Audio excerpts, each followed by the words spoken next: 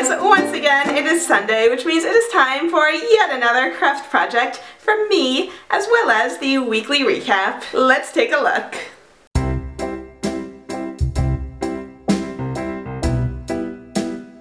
So how many of you guys like to sew? And how many of you wish your sewing kit was a little easier to transport? Well, I've seen these pincushion mason jars all over the internet, and today I'm going to show you how to make one. It's really easy, I promise. You're going to want to start with a mason jar, just like all the best Pinteresty projects out there. This works great if you have a jar with a label or something on the lid that you don't need to see anymore. Take the inside lid and place it on a piece of fabric. Cut a circle around the lid, leaving a generous amount of space, but don't worry if your circle isn't perfect. Now grab some felt and something round that is a little smaller than your jar lid. I'm using this lens cap. Trace around it and then cut that out as well. Now turn your fabric over and place a handful of stuffing on top of it. Place your lid upside down on top of that and begin gluing the fabric onto the bottom of the lid. Once you've done 3 sides, you can put in a little more stuffing until it is as full as you want it, and then glue down the last side and you'll have this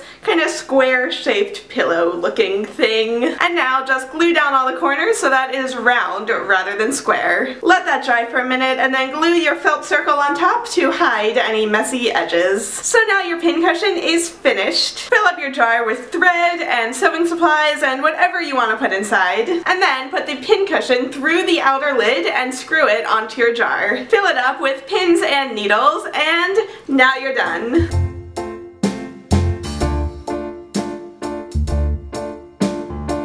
Now you have a portable sewing kit you can make in any color and with any size mason jar. And if you guys liked this idea, I actually put up a video the other week of even more ways to decorate a mason jar for holding craft supplies. So if you missed that one, you can check it out there. I'll also link it down below. This jar is so cute, and I just want to make even more in all different colors. But now it is time to move on to the weekly recap of HGTV Handmade. On Monday, Meg showed us how to make geometric string art of an animal, or really any shape you could possibly want. And voila! You've created a string art geometric animal.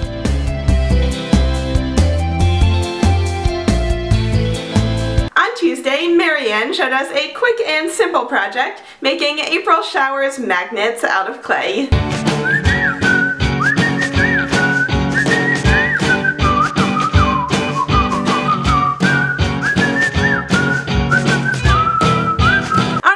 Julia showed us the results of her thrift store challenge, where she showed us how she revamped a lamp for only $20. And now the rust is gone, the holes are covered, and my new old lamp is all done.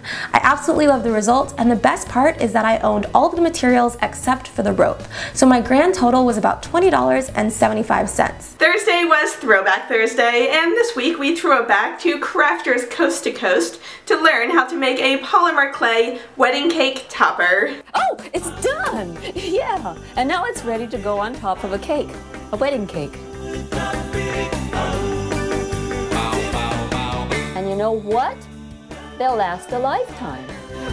And finally, on Friday, Anne showed us the results of her flea market haul, and she got so much cool stuff. Alright, so next I have a thing for collecting old, vintage, and retro cameras, and so this is one of them.